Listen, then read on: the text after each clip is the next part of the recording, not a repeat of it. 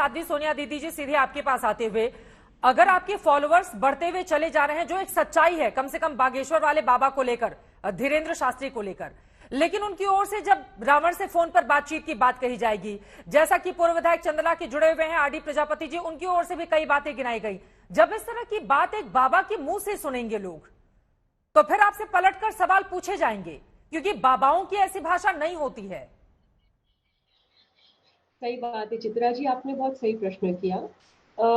हालांकि धीरेन्द्र शास्त्री जी जो कर रहे हैं उसमें दो बातों का समावेश दिखता है स्पष्ट रूप से हम सबको। ये तो हम सब जान रहे हैं कि कहीं ना कहीं सामान्य जनता एजुकेटेड होते हुए भी, पढ़ी लिखी होते हुए भी एजुकेटेड वर्तन नहीं कर रही है।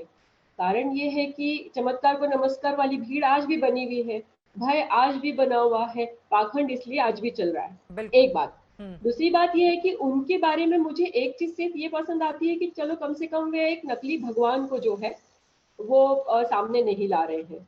नकली ठीक है, मैं लौटूंगी। किसी वजह से कुछ तकनीकी दिक्कत आ गई है, आपकी आवाज हम तक नहीं पहुंच पा रही है। प्रजापति जी, सीधे आपके पास आते हुए, देखिए आरोप तो बहुत सारे, दोनों ही पहलू हैं। एक तरफ तो आरोप ये भी लगते हैं कि दरअसल कुछ लोगों ने सनातन धर्म को बदनाम करने का ठेका ले लिया है, और इस वजह से अगर कोई भी बाबा मंच पर लाखों की तादाद में अपने श्रद्धालुओं को संबोधित कर रहा है तो पलटकर उसके ऊपर सवाल खड़े कर दिए जाते हैं। धीरेन्द्र शास्त्री भी यही बातें कह रहे हैं कि मैं कौन सा अंधविश्वास फैला रहा हूं, मैं तो बागेश्वर वाले धाम का एक प्रतिनिधि हूं, अगर मेरे छू लेने से या मेरे कुछ उपाय बता देने से कुछ लोगों की बीमारी ठीक हो जाती है, कुछ लोग कुछ दिनों तक अगर रह जाते हैं, तो उसमें क्या दिक्कत है? लेकिन इन्होंने ये कहा मैडम कि सेनापति इनके यहाँ रहते हैं, अब वो दिखाई नहीं देते हैं, मारो सेनापति, मारो सेनापति। और हजारों औरतें अर्धनग्न अवस्था में, ये कौन से धर्म में लिखा है? ये कौन से धर्म में लिखा है कि भगवान राम के 5 बाप? ये कौन से? आज तक मैंने तो 70 वर्ष का हूं, मैंने आज तक सोना नहीं है। मैंने भी रामायण पढ़ी, गीता पढ़ी, भागवत पढ़ी, लेकिन 5 बाप मुझे नहीं सुनने को मिले कि 5 बाप कहाँ है, रावण से कहाँ बात होती है। मैंने इन्होंने डीएनए टेस्ट की बात कही एक महिला का, इनकी बात ना मानना, आरडी प्रजापति बात ना माने तो डीएनए टेस्ट होना चाहिए।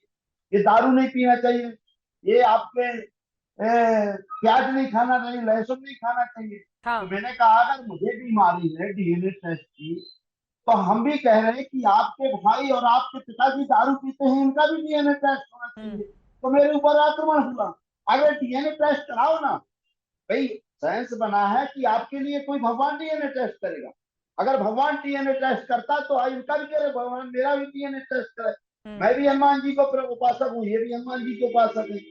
ये कौन सी भाई बात है? ठीक है सर, व्यक्तिगत बातें नहीं करेंगे, लेकिन यहाँ पर ठीक है, आपकी बातें भी महत्वपूर्ण है, लेकिन मैं आपसे जानना चाहती हूँ, चूंकि धीरेन्द्र शास्त्री के अगर करियर को हम देखें, देखिए सनातन धर्म में भी बाबा हैं, उनके चाहने वाले और जिसके शिष्य हैं, बताने की जरूरत नहीं कि उनकी कितनी हिंदू धर्म में आस्था है और हिंदू कितना उनको मानते हैं।